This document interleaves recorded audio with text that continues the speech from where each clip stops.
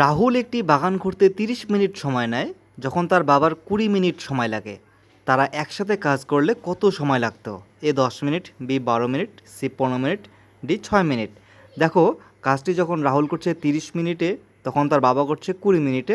তারা যদি দুজনে করে কত সময় লাগবে? তাহলে রাহুলের সময় লাগছে 30 মিনিট, বাবার সময় লাগছে 20 মিনিট। এখান থেকে আমরা বের করব টোটাল কাজের অংশ কত। দেখো, রাহুলকে আর দিয়ে লিখেছি আর রাহুলের বাবাকে এফ দিয়ে আমি লিখেছি যে রাহুলের 30 মিনিট সময় লাগছে, রাহুলের বাবার লাগছে 20 মিনিট সময়। তাহলে তাদের দুজনের যদি এই সময়ের আমি এলসিএম করি বা লসাগু করি, তাহলে বের হবে টোটাল সময়। দেখো, এটা লসাগু হবে কত? 60, অর্থাৎ 60।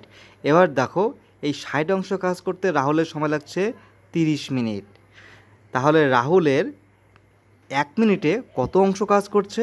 2 অংশ। দেখো, 30 মিনিটে করছে 60 অংশ, 1 মিনিটে করছে কত? 2 অংশ।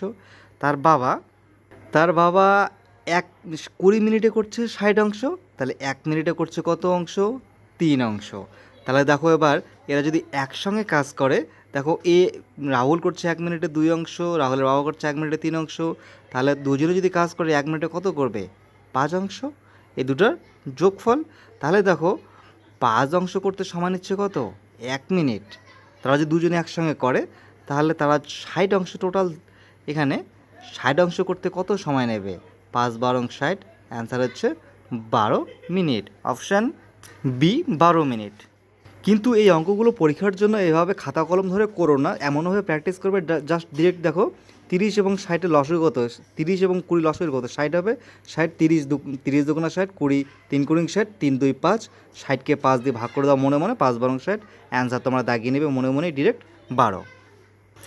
রোহন 1500 টাকা সরল সুদে ধার নিয়েছিল, যত বছরের জন্য ততই বার্ষিক সুদের হার ছিল 240 টাকা সুদ দিয়ে শেষ ধার শোধ করে।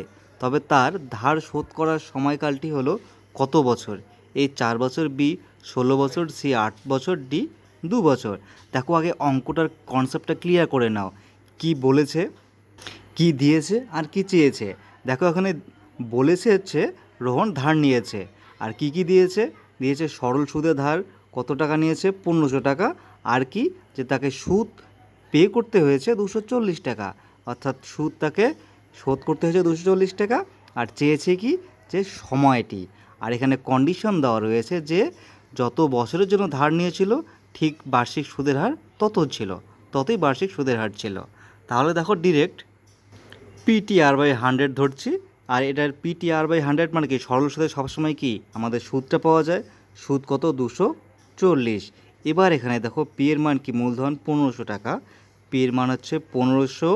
টি কি? টি এবং আর মানে সময় যত বছরের জন্য, ঠিক সুদের হারও ততই ছিল। তার মানে দুটোই আমরা এক্স ধরবো। আর এর মানও ধরতে হবে আমাদের x/100 = 240। দেখো, 0 0 0 0 কাটা। এবার 15 দিয়ে যদি আমি 240কে কাটি, তাহলে হবে আমাদের 16। এবার দেখো, এক্স কি? x² = 16, মানে এক্সের মান হচ্ছে 4। তাহলে এই 1500 টাকা 4 বছরের 4% সরল সুদে ধার নিয়েছিল এবং 240 টাকা সুদ সে শোধ করেছিল। কিন্তু অঙ্কটি এভাবে না করে যদি কনসেপ্ট ক্লিয়ার থাকে, তাহলে দেখো, ডিরেক্ট অপশন টেস্ট কি? 4 বছরের সুদ। আচ্ছা, 4% সুদে 4% হারে যদি 1500 টাকা সুদ হয়, তাহলে কত হবে? দেখো, 100 দিয়ে ডাবল শূন্য কাটা, তার মানে 4 15 60, 1 বছরে কত হচ্ছে? 60 টাকা সুদ। 4 বছরে কত? 240 মিলে গেল। আর দেখো, 16 তো হবেই না, কারণ 16 অনেক হয়ে যাবে। আর 8, দেখো 8 তো কখনই হবে না। 8 পূরণ কত হয়? 120। 1 বছরই হচ্ছে 120, 8 বছরে তো আরও অনেক হয়ে যাবে, 240 হবে না। আর 2 বছরে কম হয়ে যাবে, কারণ 2 বছর যদি হয়, তাহলে সুদের হারও হবে 2%। তাহলে এটা কত হবে? 1 বছরে হবে 30 আর 2 বছরে হবে 60। তাহলে 240 মিলবে না। অপশন টেস্ট করে খুব তাড়াতাড়ি 4 বছর উত্তর করতে পারবে।